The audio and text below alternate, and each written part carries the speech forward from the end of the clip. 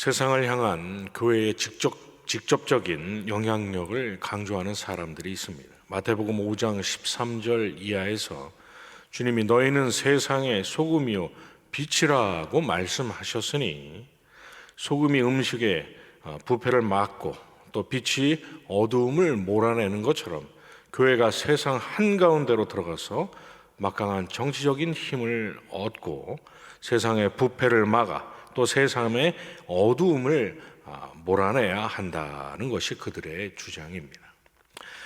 그러나 주님은 마태복음 5장에서 그러한 의미로 빛과 소금에 관해 말씀한 것이 아닙니다. 왜냐하면 너희는 세상의 소금이니 소금이 만일 그 맛을 잃으면 무엇으로 짜게 하리요? 후에는 아무 쓸데없어 다만 밖에 버려져 사람에게 밟힐 뿐이니라.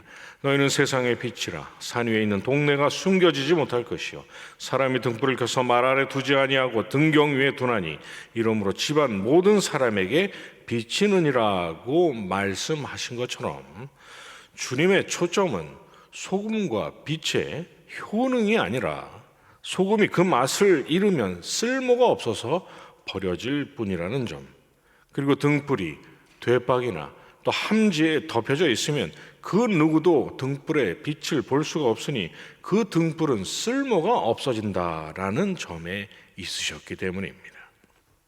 자, 그렇다면 주님은 왜 마태복음 5장에서 그러한 말씀을 하신 걸까요?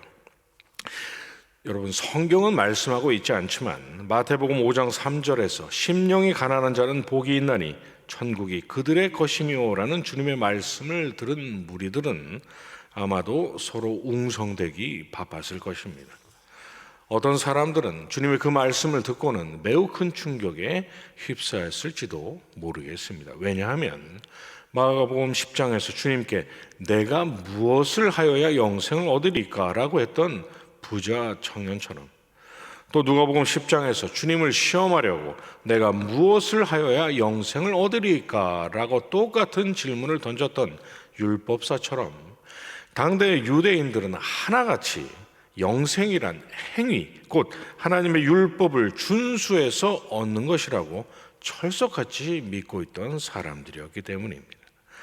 그런 그들에게 천국은 율법이 아니라 가난한 심령과 애통하는 마음의 소유자들이 가는 곳이라고 주님께서 말씀하셨으니 그 말씀을 듣고는 의아해하고 또 놀랄 수밖에 없었던 것이죠.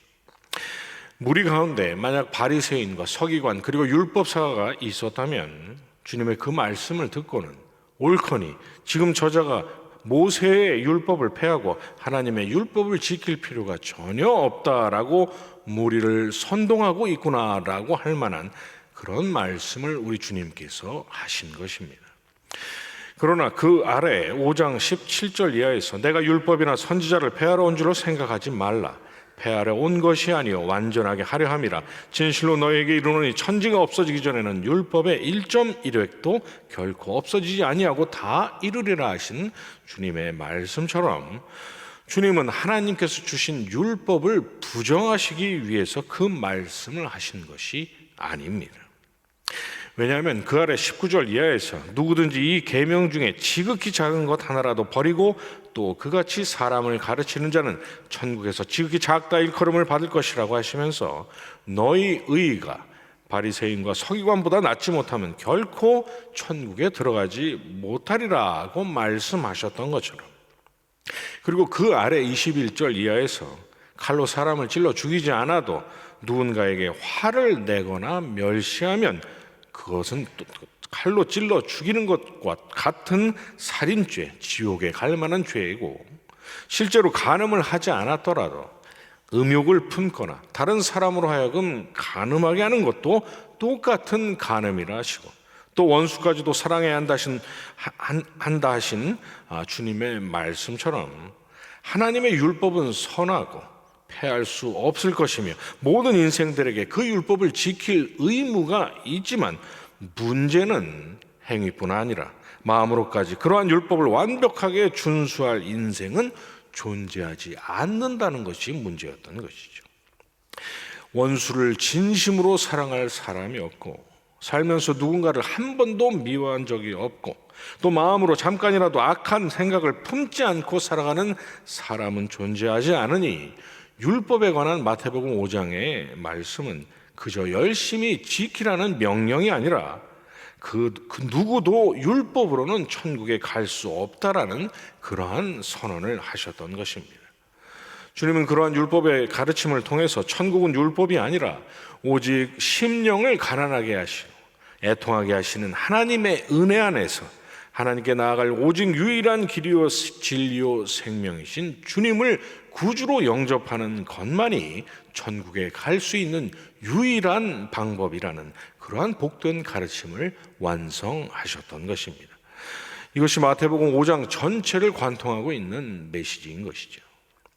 그런데 여러분, 이렇듯 하나님의 율법과 또 하나님의 은혜와 그 은혜의 실체이신 주님 안에서 누리게 될 그 영상 복락에 관한 주님의 말씀 그 한가운데에 뜬금없이 교회가 세상의 부패를 막고 빛을 비추어 세상을 변화시키라는 명령이 들어갈 수가 있겠습니까?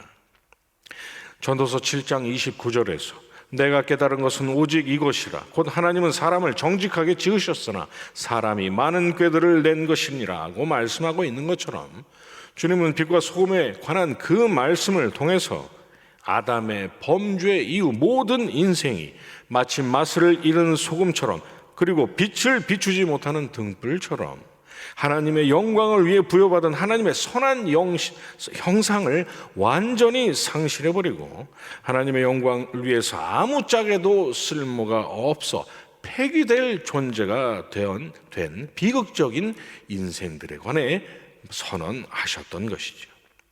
그 아래에 있는 율법에 관한 주님의 말씀이 하나님의 율법을 끊임없이 범할 수밖에 없는 자범죄에 관한 말씀이라고 한다면 그 위에 빛과 소금에 관한 주님의 말씀은 아담으로 인한 원죄에 관한 말씀이라고 할 수가 있겠습니다. 하나님의 율법을 온전히 지킬 수 있는 인생은 없을 뿐더러 설령 지킨다 해도 아담으로 인한 그 원죄 때문에 사람이 무엇을 해서 영생을 얻을 가능성 자체가 없다는 것이죠. 자, 그렇다면 여러분, 빛과 소금에 관한 주님의 말씀은 그렇다 치고 성경 다른 곳에서 주님은 교회가 나서서 세상을 변화시켜야 한다고, 이를 위해서 교회가 세상에 정치적인 권세를 얻어야 한다라는 메시지를 지닌 그러한 말씀을 하셨을까요? 마태복음 16장에서 너는 베드로라 내가 이 반석 위에 내 교회를 세우리니 음부의 권세가 이기지 못하리라 하신 우리 주님의 말씀은 앞으로 이 땅에 세워지게 될 교회가 세상에 막강한 정치적인 영향력을 가지고 세상을 좌지우지하면서 세상을 살기 좋은 지상 낙원으로 변화시키는 주체가 되게 하시겠다는 말씀이겠습니까? 요한복음 16장 33절에서 담대하라 내가 세상을 이겼노라고 하신 우리 주님의 말씀은 기뻐하라 내가 세상의 권력을 완전히 장악했다라는 말씀이겠습니까? 그렇지 않습니다.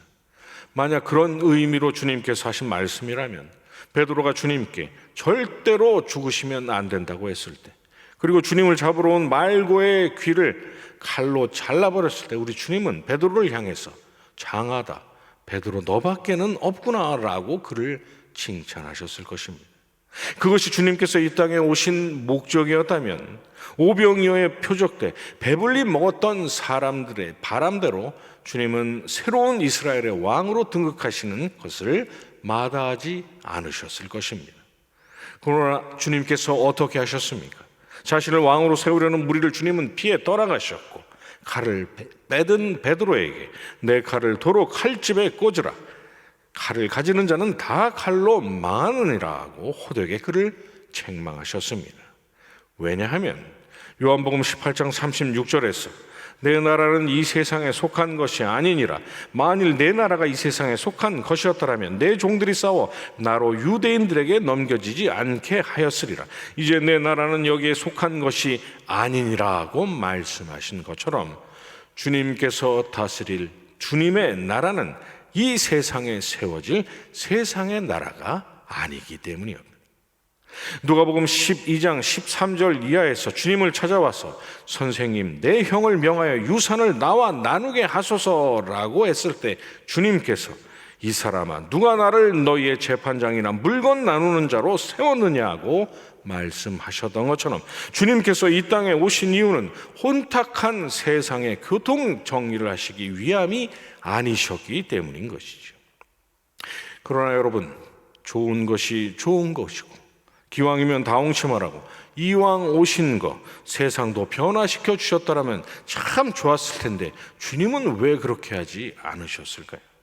주님이 오셨어도 세상은 지금까지도 죄악이 관영했던 노아의 시대와 별반 다를 바가 없으니 우리 주님은 세상을 변화시키는 그 일에 철저하게 실패하신 분이십니까? 그렇지 않습니다.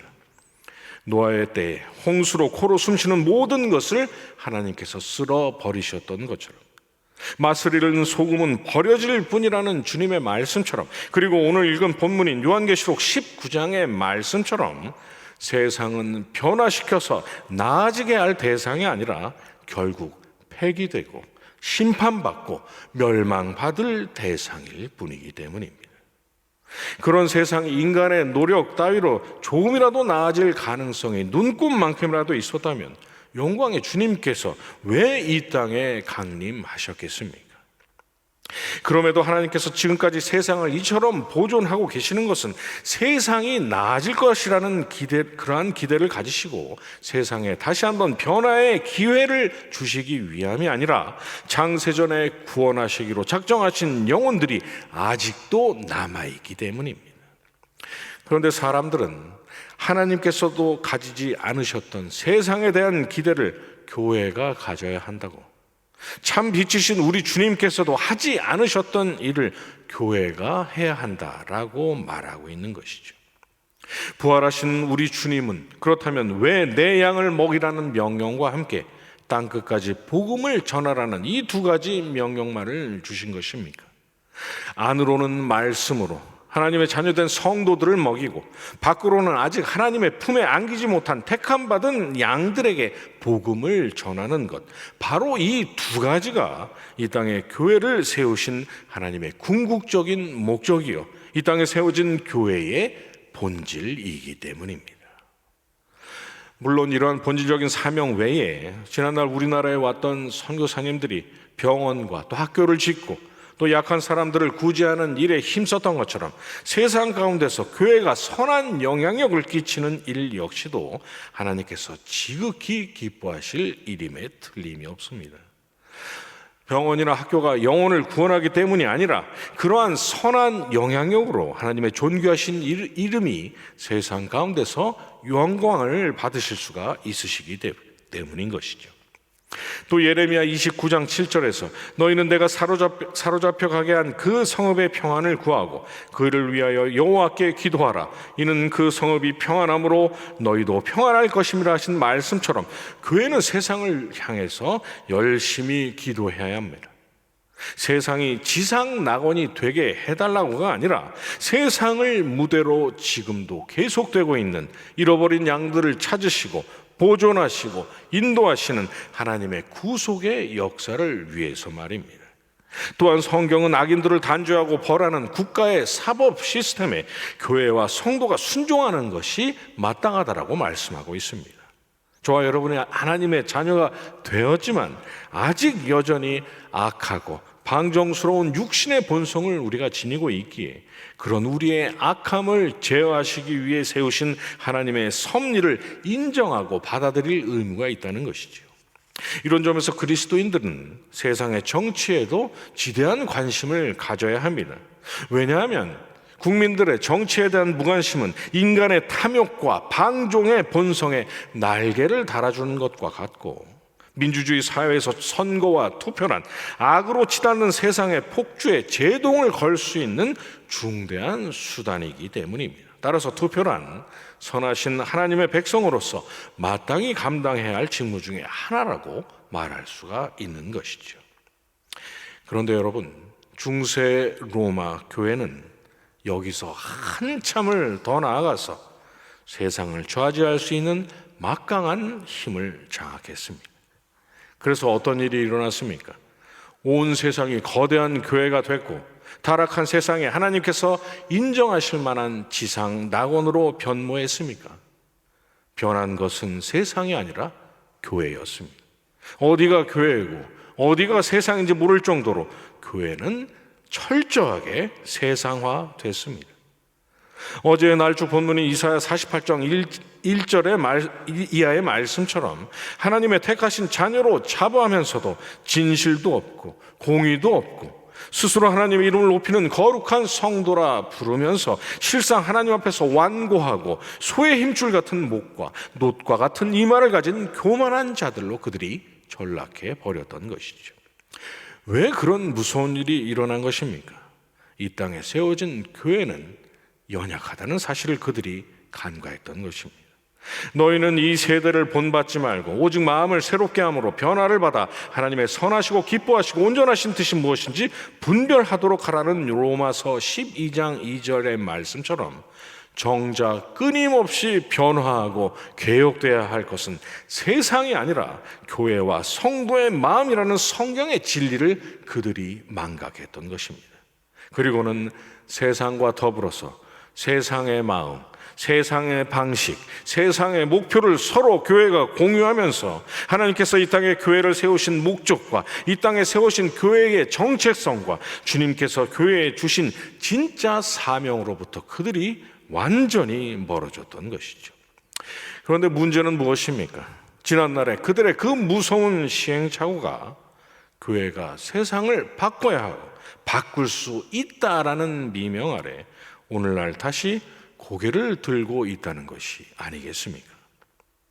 그러니 여러분, 종교개혁의 기치이자 우리 해림교회의 표이기도 한 오직 말씀이라는 이 구호를 절대로 가벼이 여기지 마시기 바랍니다. 왜냐하면 이 구호는 책상에 앉아서 교양 있게 독서를 하는 그런 품위 있는 신앙생활을 하라는 의미가 아니라 성경이 말씀하고 있는 바 세상 가운데서 좌로나 우로나 치우치지 말고 세상에 대해 선한 영향력을 끼치되 세상과 구별된 교회의 거룩성을 잃지 말고 세상을 위해서 기도하고 세상 가운데서 삶의 최선을 다하되 교회가 감당해야 할 진짜 사명에서 조금이라도 멀어지지 말라는 엄중한 촉구를 포함하고 있기 때문입니다. 하나님께서 주신 이 귀하신 말씀 안에서 하나님께서 이 땅에 세우신 예수 그리스도를 구주로 믿는 모든 이 땅의 교회가 세상과 더불어 세상의 죄에 참여하지 않도록 교회를 세우신 하나님의 뜻과 주님께서 주신 사명에 온전히 부합하게 견고히 세워져 가도록 은혜를 내려 주옵소서라는 기도를 저와 여러분이 쉬지 말아야 할 분명한 이유가 있는 것입니다.